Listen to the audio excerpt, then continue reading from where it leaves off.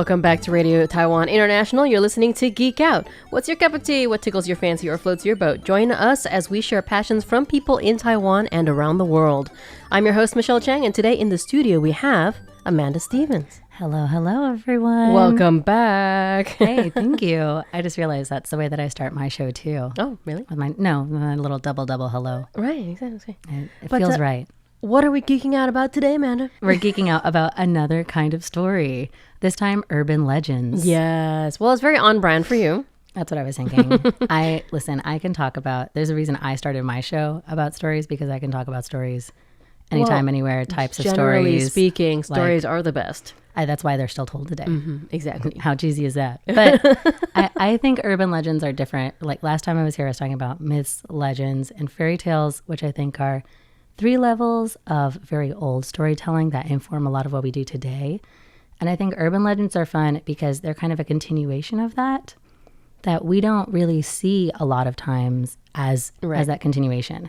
And it's kind of reflective of like our modern storytelling in a way that I think mimics those old ways we used to tell stories. Absolutely. I mean, in 1,000 years, our urban legends are going to be talked about as we talk about Heracles. God, I hope not, because they are really stupid. They're really stupid. It's gonna be a whole nother level I love of about awesome. them. Yeah, that's what I love about them is like they are really stupid. Yeah. Then again, there are a lot of like actual stories and like myths and fairy tales that are also really stupid. Pretty stupid.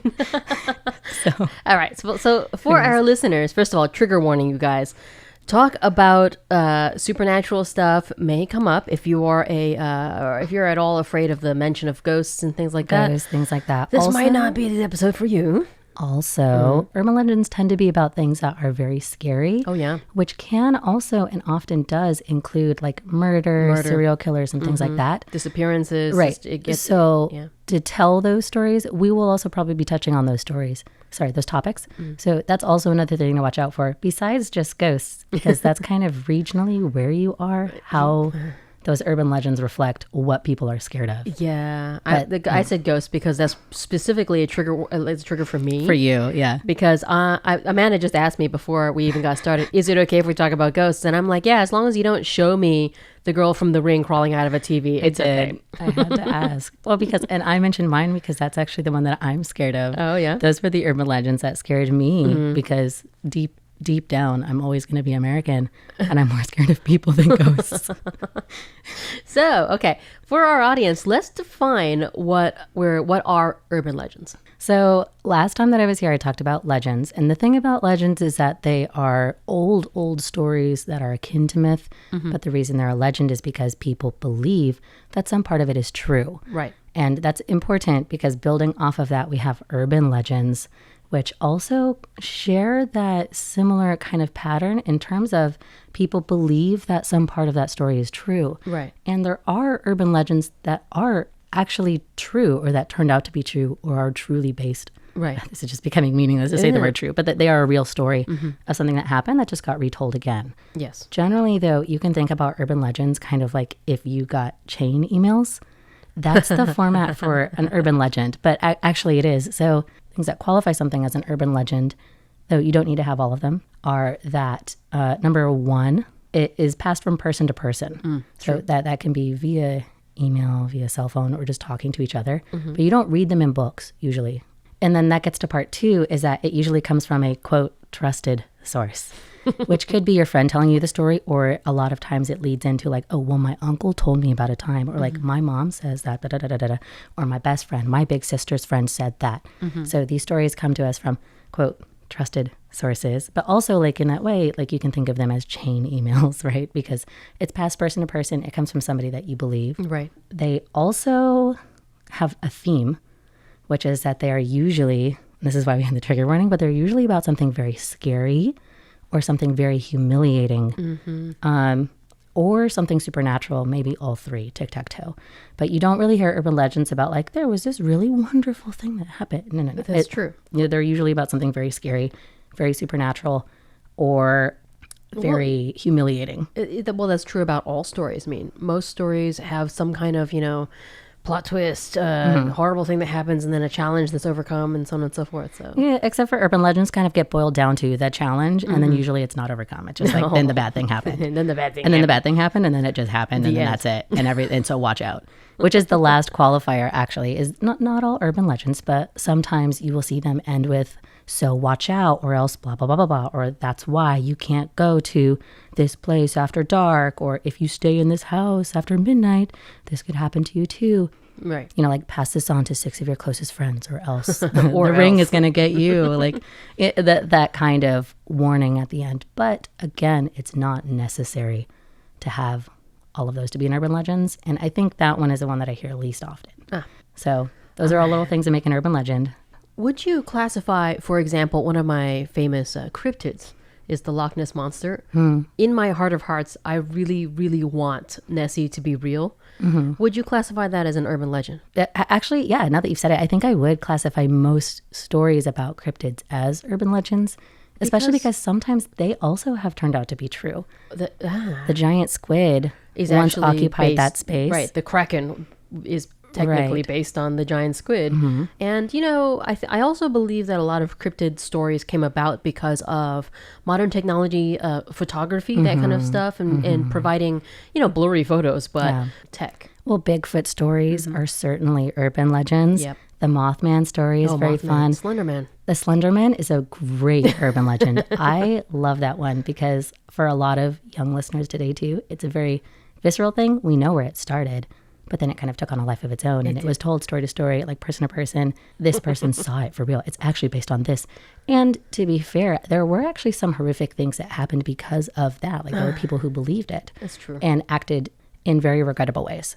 But that's not necessarily here or there in terms of myths, in terms of urban legends. But it does speak to the fact that there were people who did believe it, like honestly and truly did believe it, which is part of being an urban legend. I have fond, not fond, just memories of being a kid at like a sleepover and hearing urban legends, mostly scary, like you said, scary ones like Bloody Mary or Candyman. Oh, Bloody Mary is so good. Oh, I Bloody remember Mary is that one. excellent. Let's summarize. Okay, trigger warning. Trigger warning. We're going to get into ghost We're stories. going to get into ghost stories. I think it's one of those stories that at this point, there's so many supposed sources that we don't really have. Bloody Mary does not have one source, Exactly. which is also excellently why she's a good example of an urban legend. She was passed person to person. There are actually several possible origins for Bloody Mary. And I don't remember all of them right here, but sometimes people believe that she was a ghost who would show you your future husband.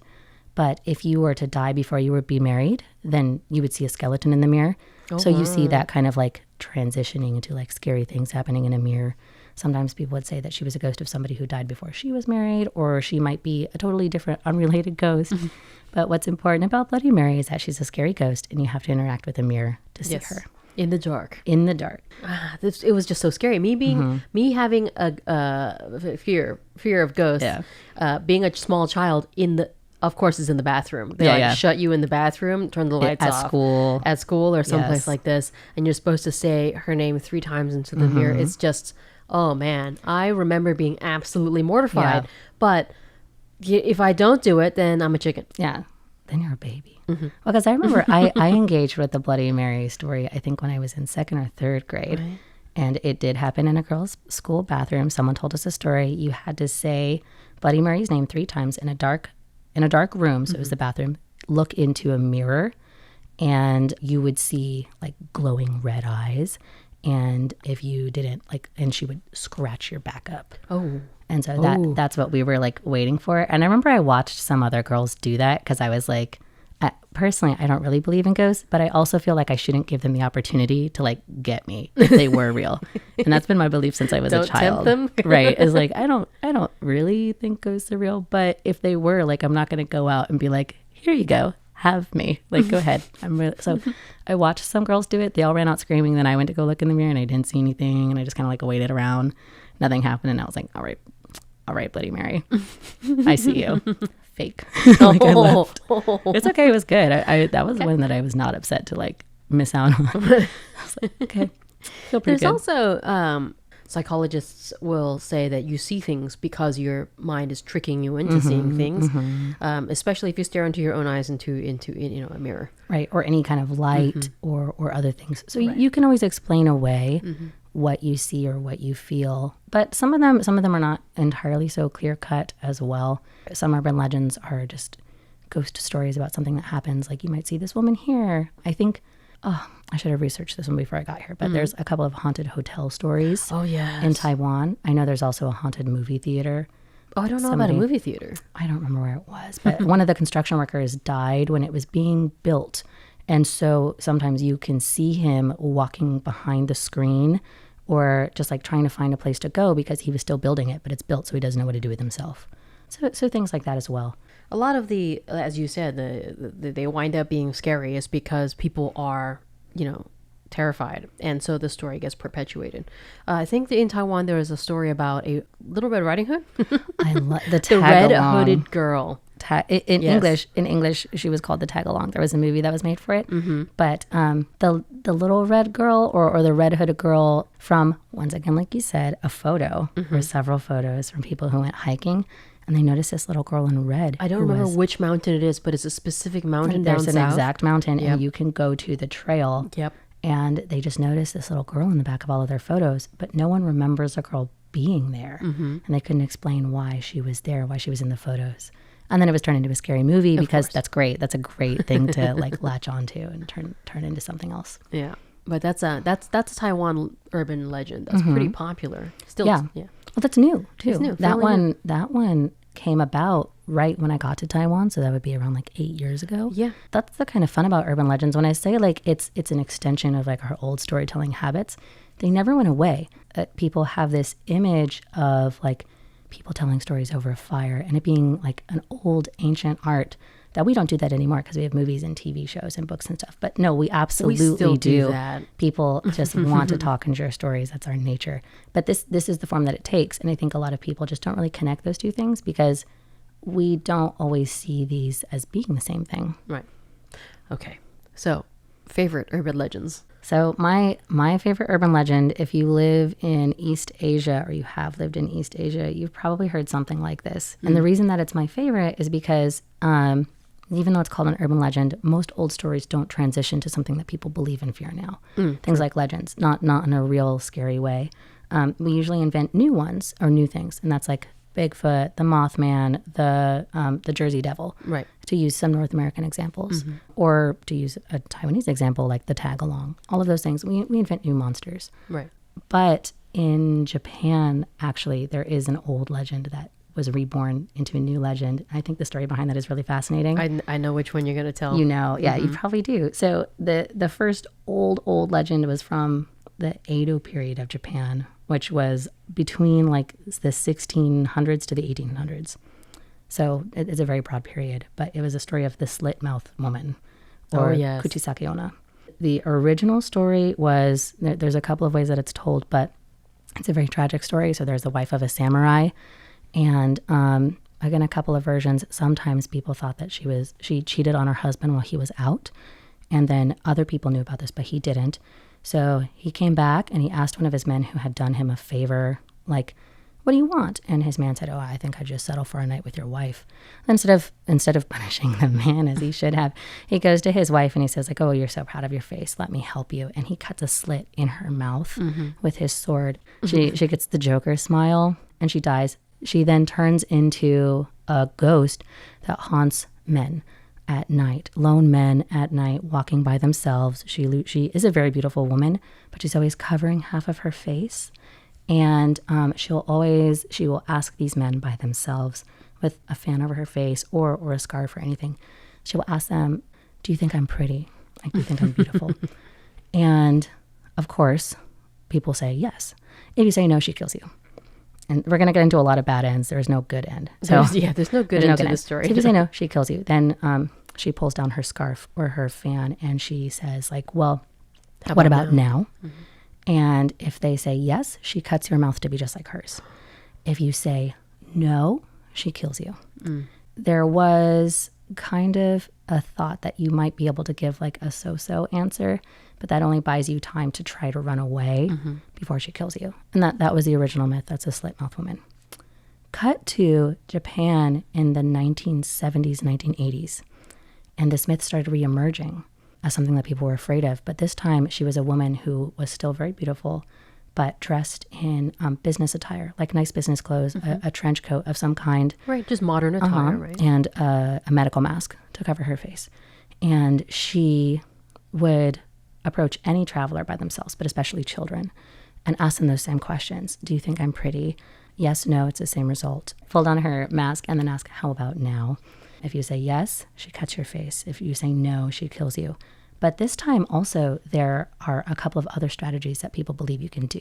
And one of them is to, again, like give her, like to either confuse her by saying like, well, what about me? Do you think I'm pretty? And then she doesn't really know what to do with that. Right. Another one is to try again with like a ho-hum answer, like, you're as good looking as every other lady that I've met, or all women of Japan are beautiful. You know, something like that, where it's Right.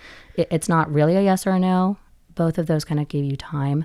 Other answers were to like pull a bundle of things out of your pocket and throw them down on the ground to confuse her, for her to count them. So a bundle, like a handful of coins, a handful of candy. This makes me think she's Faye. Right. It sounds kind of like vampire legends and stuff like Right. that. But basically, so she'll bend to pick them up or to help you pick them up. And then you run away. You run away. And then the funniest one that I think is very reflective of Japanese culture, but like when she goes to go ask you like, hello, do you think you cut her off and you say, I'm so sorry, ma'am. I'm really busy. I have to go somewhere. I'm very late. I've got to get there right now. I just can't stop to talk. And she'll just let you go.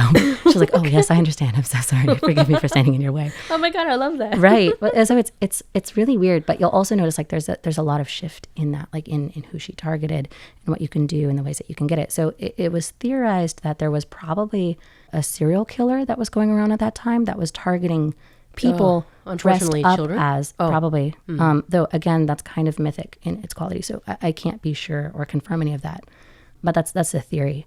And so that's why like there's this sudden shift, right? It's no longer, it's not really tied to the original story. She targeted men because she was betrayed by her husband, even though she kind of betrayed him. But you know, so now it has shifted to anybody, the weird ways that you can get away from her, and the modernization of it that kind of brought this old story. But I love it. Yeah, back to life. It's revisiting the old slit-mouthed woman story. I just think it's so cool because that doesn't really happen with a lot of other stories. And I think it's a really interesting way that storytelling, I mean, if it was true, somebody decided to embody that monster and brought it back to life, which is not good. I don't advocate for people embodying don't awful embody ghosts. monsters. Don't scare people on purpose. It's not fun. It's very kind of hateful, but it has created an interesting kind of like story lore to it. Yeah. And that aspect of it, I really do appreciate. Yes, indeed. So- Well, thanks for geeking out with me, Amanda. Literally anytime. Like I told you, I'll talk about stories all day. I still have a lot about this that I could say. Tune into a story. What is it called? Oh, and on my own show, Tales of Our Time, where I try to stay as quiet as I can, but I invite other people to come on and talk about stories that moved them, why they're so meaningful, and why everybody could find meaning in them or should find meaning in them. Yay, I love it. Thanks, listeners, for tuning in to Radio Taiwan International. We'll be back next Thursday with another episode of Geek Out with me, your host, Michelle Chang. Bye. Bye.